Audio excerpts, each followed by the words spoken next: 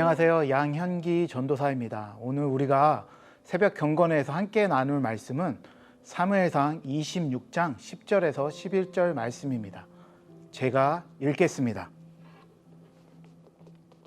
다윗이 또 이르되 여호와께서 살아계심을 두고 맹세하노니 여호와께서 그를 치시리니 혹은 죽을 날이 이르거나 또는 전장에 나가서 망하리라. 내가 손을 들어 여호와의 기름 부음 받은 자를 치는 것을 여호와께서 금하시나니 너는 그의 머리 곁에 있는 창과 물병만 가지고 가자 하고. 아멘. 여러분도 살면서 여러 어려운 일들을 만나시죠. 내가 잘못해서 겪는 어려움이면 그나마 이해가 가는데 자신으로부터 생겨난 것도 아닌 어려움을 만날 때 우리는 당황하게 됩니다. 그리고 자신의 능력으로 해결할 수 없는 문제는 참 우리의 마음을 어렵고 힘들게 하죠. 여러분, 그러한 문제 가운데 여러분은 그동안 어떠한 선택을 하셨습니까? 오늘 말씀의 다윗처럼 살아계신 하나님, 그분을 바라보며 자신이 해야 할 것과 하지 말아야 할 것들을 올바르게 결정하고 지키며 살아가셨습니까? 아니면 자신에게 가장 최선이라 생각하며 자신의 경험과 지혜를 의지하며 결정하며 그렇게 살으셨습니까? 오늘 다윗을 통해 세상에서 최고의 지혜는 바로 믿음이라는 말씀을 함께 나누겠습니다. 오늘 말씀에 다윗도 우리의 삶과 비교하긴 그렇지만 우리 모두 여러 어려움을 만나며 살아갑니다. 그리고 어려움 때문에 참 힘들 때가 많죠. 어느 때는 제 머릿속에 내가 무슨 잘못을 했는데 이게 나 때문이야? 아니잖아. 그런데 왜? 라는 생각이 제 머릿속에 가득 찰 때가 있습니다. 그럴 때면 이런 일들을 허락한 하나님이 너무나 원망스럽다는 생각에 하늘에 대고 하나님께 욕을 한 적도 있었습니다. 이럴 바엔 교회를 다니지 말지. 도대체 무엇 때문에 다녀야 하나라는 생각에 결심하고 6개월 교회를 다니지 않았습니다. 그래, 한번 마음대로 해봐라. 그리고 마치 내가 교회 나가지 않는 게 하나님께 손해라도 끼칠 수 있는 것처럼 어리석은 반항을 했던 적이 있습니다. 정말 철 모르는 반항이었습니다. 잘 아시겠지만 반항하면 누가 손해를 보죠? 자신이죠. 신앙생활을 그만두기로 한 제가 올바로 삶을 살 수 있었을까요? 나의 마음을 짓누르던 신앙의 무게를 벗어버리다고 제 마음이 참 자유롭고 행복할 수 있었을까요? 대답은 never, never입니다. 세상에 치였고 신앙에 치여 저는 6개월 만에 다시 하나님께 돌아올 수밖에 없었고 지금 여러분께 설교를 하고 있습니다. 다윗도 자신의 잘못에서 비롯하지 않은 고난을 만나죠. 그리고 다윗에게 자신의 위험을 종식시킬 수 있는 기회가 생깁니다. 바로 사울을 죽일 수 있는 기회. 저라면 당연히 내 눈에 쉬운 방법을 선택했을 것입니다. 나를 너무나 힘들게 하던 이 고난을 끝낼 수 있어. 더 이상 쫓겨다닐 필요도 없어. 그리고 더 매력적인 것은 자신의 손으로 사울 왕을 죽일 필요도 없었죠. 함께 온 아비새가 자청해서 사울 왕을 죽이겠다라고 합니다. 바로 세상에서 말하는 perfect timing. 그냥 눈 딱 감고 모른 척 했을 것입니다. 하지만 다윗은 이번에도 사울 왕을 살려줍니다. 여러분, 참 바보 같다는 생각이 드시지 않나요? 또 죽이려 할 텐데.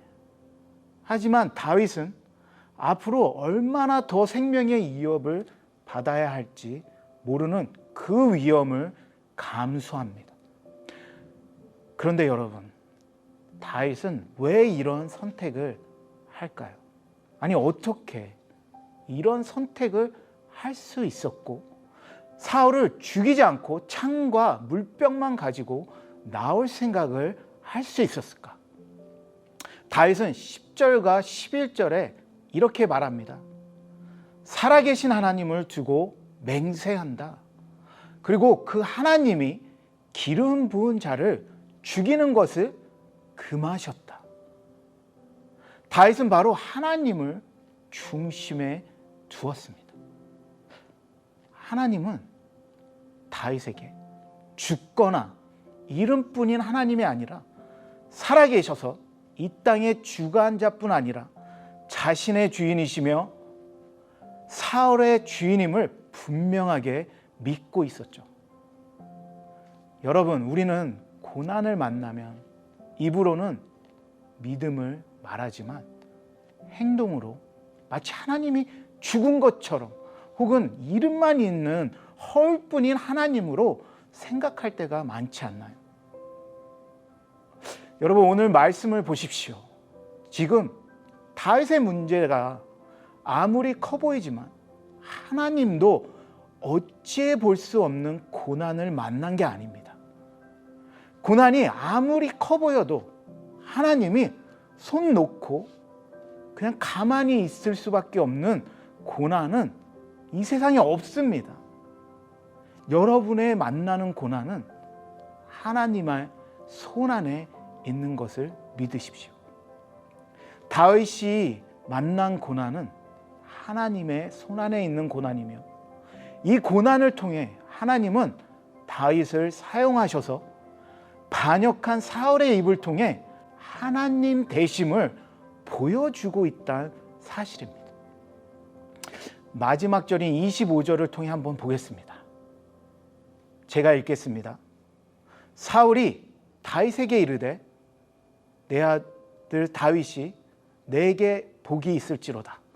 내가 큰 일을 행하겠고 반드시 승리를 얻으리라 하니라. 아멘. 여러분, 지금 사울이 제정신을 가진 사람 맞나요? 자신이 죽이려던 다윗을 축복을 하고 있습니다. 큰 일을 행하고 반드시 승리할 거야 라고 말하고 있습니다. 하나님은 사울이 자신을 살려준 다윗에게 이렇게 고백할 수밖에 없게 만드시는 것입니다. 바로 이것이 하나님이 다윗에게 하시는 일이며 곧 우리를 통해서 하시기 원하는 그 하나님의 영광이죠. 여러분, 예수님도 이러한 고난을 당하셨습니다. 예수님이 이 땅에 오신 목적이 뭐죠? 예수님이 이 땅에 오신 그 목적 자체가 세상을 대신해 고난받기 위함이었습니다.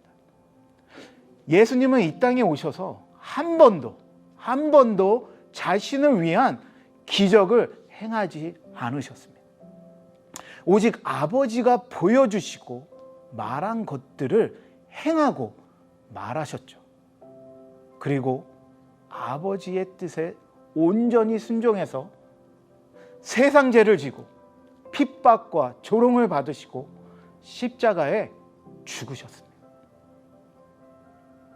참 놀라운 건 그때에도 로마의 백부장의 입을 통해 이렇게 말합니다.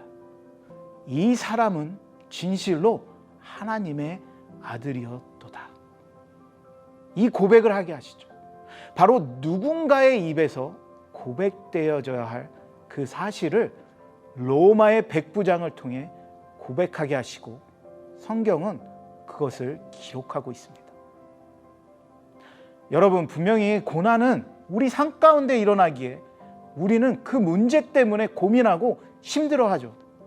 하지만 그 문제를 해결하는 주체가 우리가 아니란 사실을 기억하십시오. 우리가 주체가 아니라 우리가 만난 고난을 통해 하나님이 그 고난을 해결하시는 주체이시며 주인이시며 반드시 원수들의 입을 통해서라도 하나님의 영광을 나타나게 하심을 분명하게 믿으십시오. 다윗은 바로 그러한 살아계신 하나님을 자신의 마음의 중심에 둔 것입니다. 그 결과 자신의 원함이 아니라 하나님이 원하시는 뜻을 분별하였고, 그 순간에 자신이 해야 할 순종이 무엇인지를 행할 수 있었던 것이죠.